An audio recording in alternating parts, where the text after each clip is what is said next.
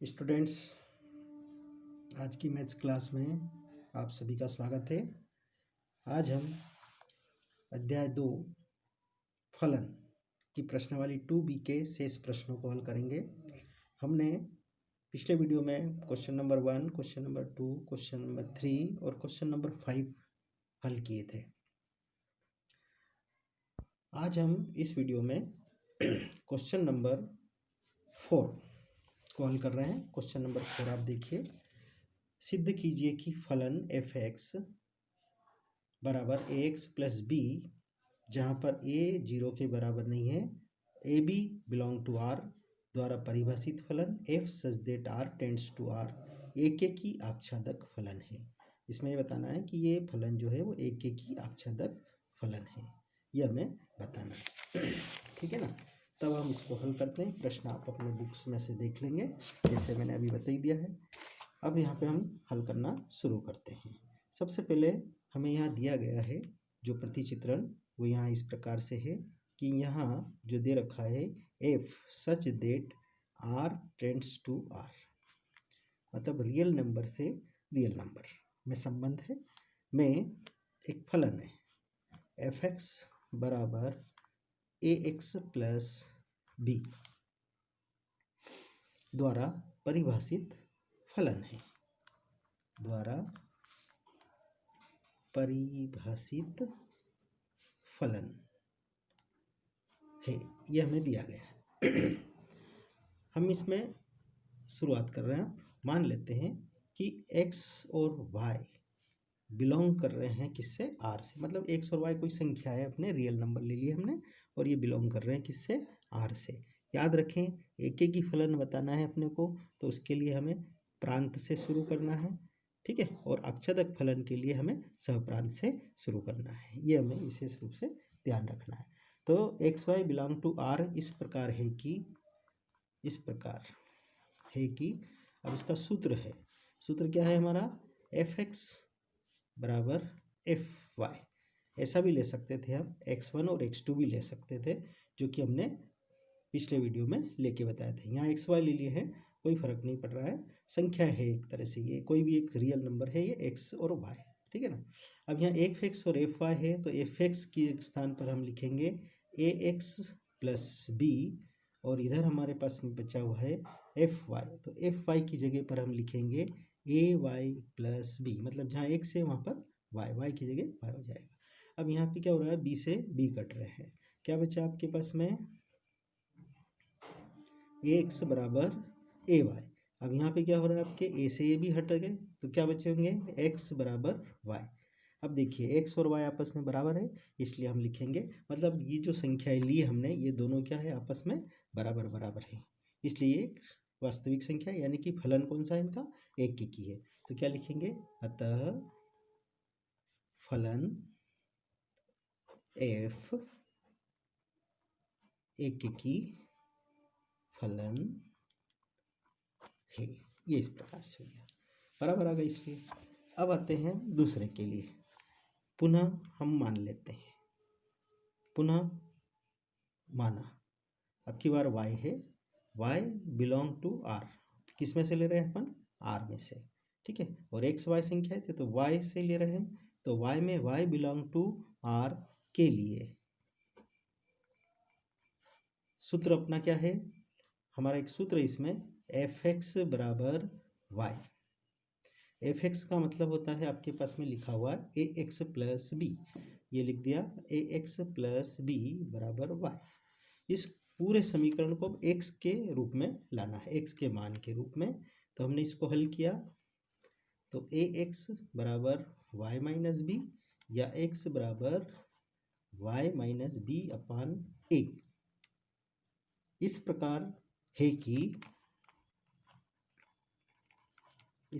है कि ये जो मान निकाला ना, वो इस प्रकार से है कि अब इसको हल करेंगे, f(x) बराबर f y minus b upon a, ये इस प्रकार से है, ठीक है। अब इसको और आगे बढ़ाते हैं। ये जो मान है f(x) समझ रहे हैं अपन, इस f(x) में हम देखेंगे कि यहाँ x है, तो इस x की जगह पर ये वाला मान आ जाएगा, तो क्या बचा आपके पास में ए, और x का मान आपके पास में है y माइनस बी अपान ए प्लस बी, ये सा। ओके, अब इसको भी हल कर लिया हमने, ए से ए कट गया तो क्या बचेगा y minus B plus B, ठीक है। अब b से b भी कट गया तो क्या बचा आपके पास में y। अब y अपन ने माना है कि y बिलोंग टू r, ठीक है, तो ये y आ रहा है और y जो है वो बिलोंग कर रहा है किससे, r से, तो इसलिए हमारा जो फलन है वह एक आच्छादक फलन है। तो क्या लिखेंगे, अतः f एक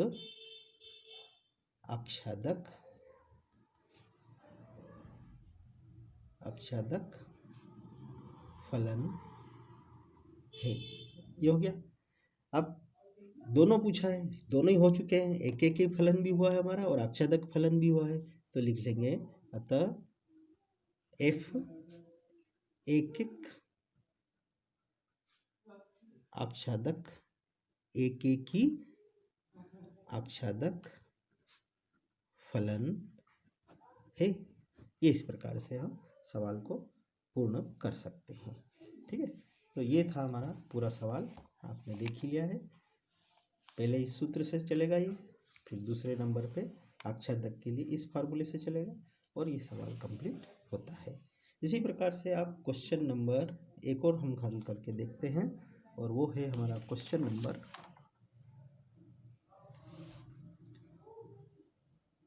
8 देखते हैं। क्वेश्चन नंबर 8, क्वेश्चन नंबर 8 जो दिया है वो आप देखेंगे कि इसमें एक सम संख्या दे रखी है और एक विषम दे रखी है, और उसके द्वारा हमें हल करना है। ये है क्वेश्चन नंबर 8,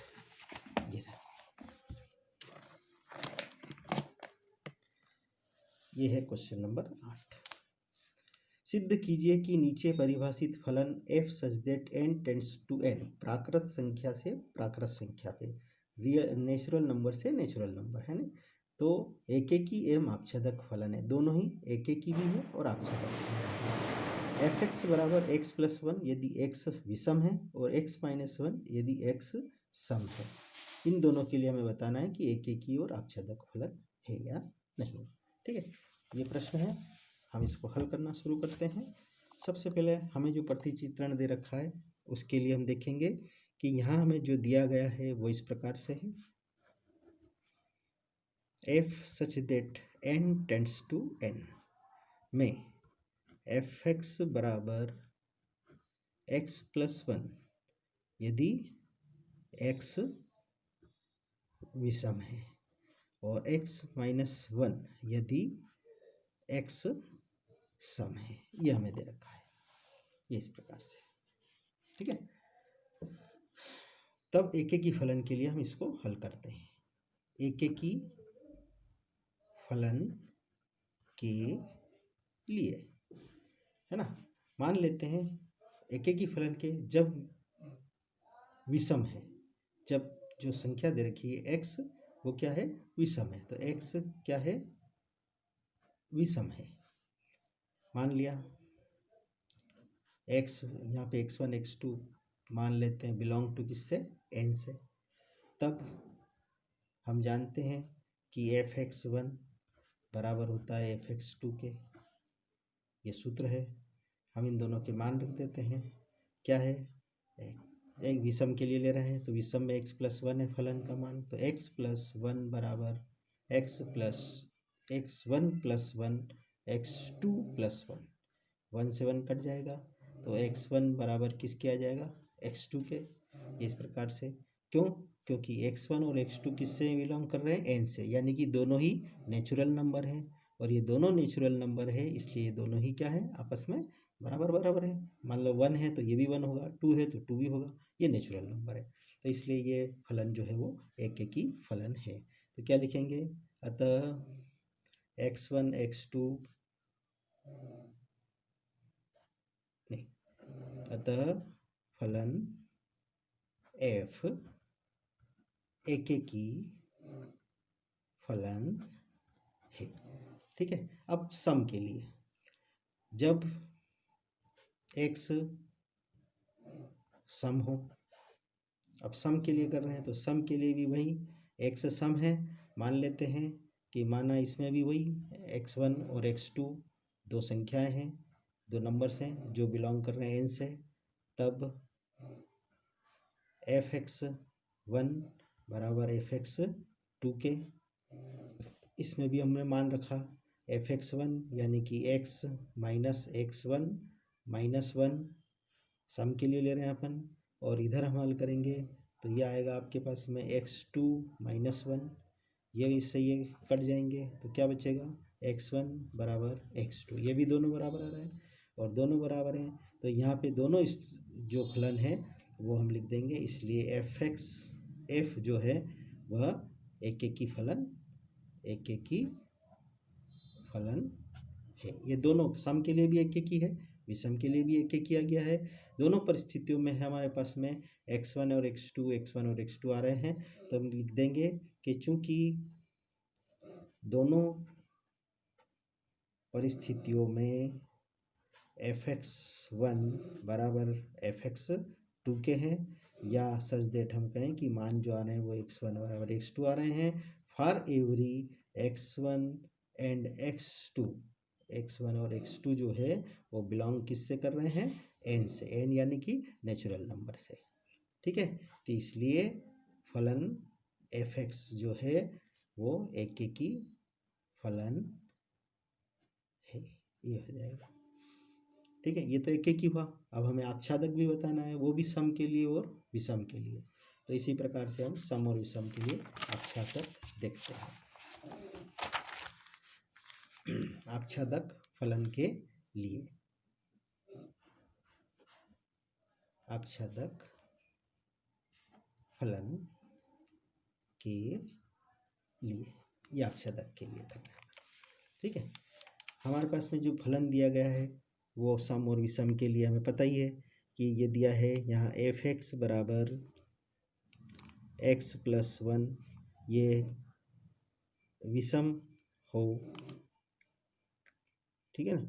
यदि यहाँ पे विषम कौन हो, x विषम हो, और x माइनस 1 यहाँ पे x क्या हो, सम हो, ये हमें दिया रखा है। तब हम क्या करते हैं कि सम और विषम के लिए दोनों अलग अलग चीज़ें देखते हैं। पहले विषम के लिए मान लो कि इस x की जगह विषम संख्या 1 रखी, फिर 3 रखी, है ना, 1 और 3 रख के देखते हैं बारी बारी से। तो f1 बराबर 1 plus 1 is equal to 2, f3 3 रख ली तो ये आ गया 1 प्लस 3 इज इक्वल टू 4, ये तो किसके लिए हो गया, विषम के लिए। अब सम के लिए देखते हैं, मान लो ये है 2, तो f2 बराबर 2 माइनस 1, तो क्या बचा 1। इसी तरह से यहाँ पे देखा f4, तो यहाँ पे हमारे पास में 4 रखा, 4 माइनस 1 इज इक्वल टू 3 आ रहा है। इस प्रकार से बहुत सारी संख्याएं हम इसमें रख सकते हैं, आगे बढ़ा सकते हैं, देख सकते हैं। इस प्रकार हमें प्राकृत संख्याओं का समुच्चय प्राप्त हो जाता है। जैसे जैसे हम इसको हल करते हैं वैसे वैसे हमें प्राकृत संख्याओं का एक नेचुरल नंबर्स का एक समुच्चय प्राप्त होता है। तो क्या लिख देंगे, इस प्रकार हमें प्राकृत संख्याओं का समुच्चय प्राप्त होता है, ये हो जाता है ना। तो इस प्रकार से हम देखेंगे कि जो fx है का परिसर बराबर क्या होगा, n होगा, मतलब प्राकृत दोनों ही तरफ प्राकृत संख्या का समुच्चय बन रहा है, तो परिसर क्या हो गया n, तो उसका जो सहप्रांत होगा, सहप्रांत वो भी कितना होगा, n ही होगा, क्योंकि परिसर और प्रांत समान ही होते हैं। तो ये दोनों बराबर हैं और इसलिए fx का जो परिसर है वो fx का सहप्रांत भी है, fx का सहप्रांत हो गया, क्योंकि प्रांत और परिसर सहप्रांत और परिसर आपस में बराबर होते हैं। अब ये बराबर बराबर हैं, इसलिए हम कह सकते हैं कि जो fx है वो एक आच्छादक फलन है। इस प्रकार से आच्छादक भी हो गया हमारा पर, तब हम लिख सकते हैं जो इसने प्रश्न में पूछा है वो। अतः एफ जो फलन है, एफ एक्स जो फलन है वो एकेकी आच्छादक फलन है। ये इस प्रकार से प्रश्न समाप्त होगा, प्रश्न का हल होगा। ठीक है। अब यहाँ पे आप देख रहे होंगे कि एफ एक्स का परिसर बराबर एफ एक्स का सहप्रांत।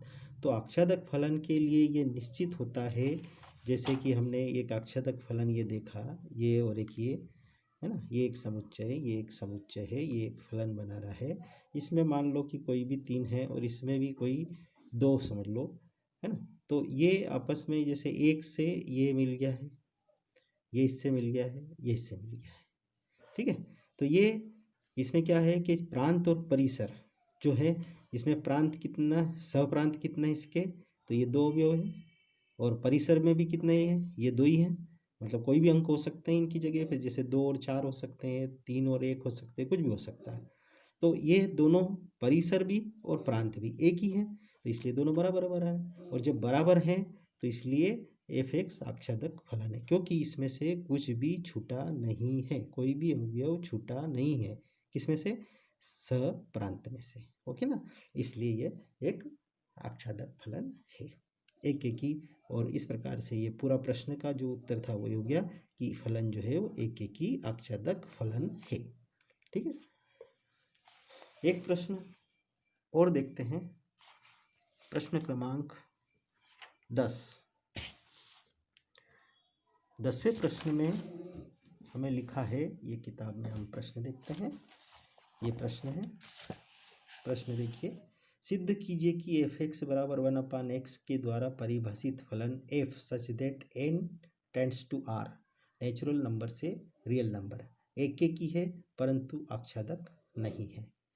मतलब एक की तो है लेकिन आच्छादक नहीं है। जहाँ r बराबर ऋणोत्तर वास्तविक संख्याओं का समुच्चय, मतलब जो r है वो ऋणोत्तर ऋण वाली संख्याओं का समुच्चय है, तथा n जो है वो प्राकृत संख्याओं का समुच्चय। ठीक है ना। अब यहाँ ऋणोत्तर है, यहाँ प्राकृत है, तो प्राकृत यानी कि धनात्मक होती है और r ऋणात्मक है, यानी कि ये सब संख्याएं जो होगी वो ऋणात्मक ही होगी। ठीक है ना। अब आगे बढ़ते हैं, प्रश्न को हल करते हैं। क्वेश्चन नंबर 10 हमें जो दे रखा है वो हम यहाँ पे पहले लिख लेते हैं। हमें क्या दिया है प्रश्न में, ये दिया हुआ है प्रतिचित्रण f such that n tends to r में एफ एक्स बराबर 1/x, ये हमें दिया गया है। एफ द्वारा परिभाषित फलन, ये हमें दे रखा है। ठीक है। अब आगे बढ़ते हुए लिखेंगे,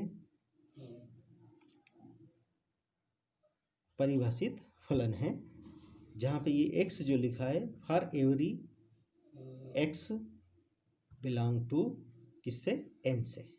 क्यों, क्योंकि एक ही फलन के लिए हमें याद रखना है n यानी कि पहले वाले समुच्चय से शुरू होती है। ठीक है ना। अब लिखते हैं हम जो सूत्र है इसका, वो मान लेते हैं कि माना x1 और x2 बिलोंग टू किससे, n से। तब f(x1) बराबर f(x2) के मान रख देते हैं 1/x1 इजिकल टू 1/x2 के क्रॉस गुणा कर देते हैं। x2 बराबर x1 या x1 बराबर x2 के हो गए बराबर।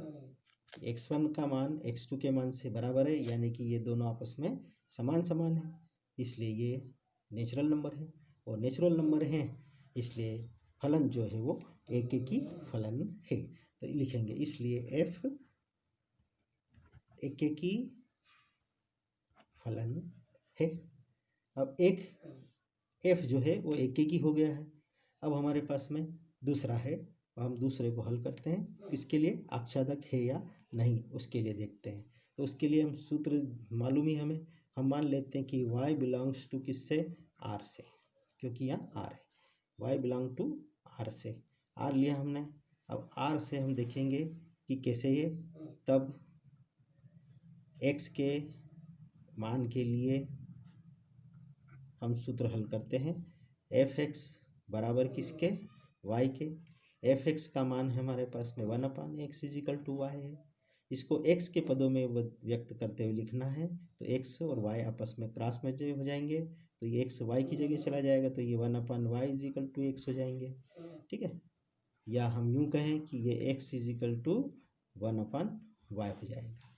अब यहाँ देखें कि हमारे पास में रियल नंबर से नेचुरल नंबर पे आना है। ठीक है, हमने लिया रियल नंबर, रियल नंबर में भी कौन सा लिया, ऋणात्मक। ऋणात्मक नंबर लेंगे तो धनात्मक नंबर तो किसी भी हालत में मिलना ही नहीं है। मान लो कि उदाहरण के तौर पर हमने यहाँ पर x की इजिकल टू 1/-2 ले लिया, तो यही रहेगा, और ये एक नेचुरल नंबर नहीं है। और नेचुरल नंबर नहीं है यानी कि हम यूँ लिख सकते हैं कि नॉट बिलोंग टू n, ये नॉट बिलोंग टू n हो गया है। और नॉट बिलोंग टू n है इसलिए यह एक आच्छादक फलन नहीं है। ओके, तो लिखेंगे इसलिए f एक आच्छादक फलन नहीं है। अतः जो हमारा उत्तर है, प्रश्न में जो पूछा है उसको एंड में लिख देंगे। अतः फलन f एकेकी है परंतु आच्छादक नहीं है। ये इस प्रकार से हमारा हल हो जाएगा उत्तर। तो ये है हमारे प्रश्न में क्वेश्चन नंबर 10। तो ये हमारी प्रश्नावली अब पूर्ण हुई है।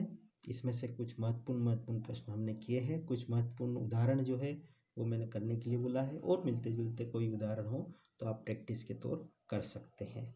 ठीक है ना, तो इस प्रकार से हमने आच्छादक और एकेकी फलन के बारे में जानकारी ली, समझा। आज के लिए इतना ही बस, धन्यवाद।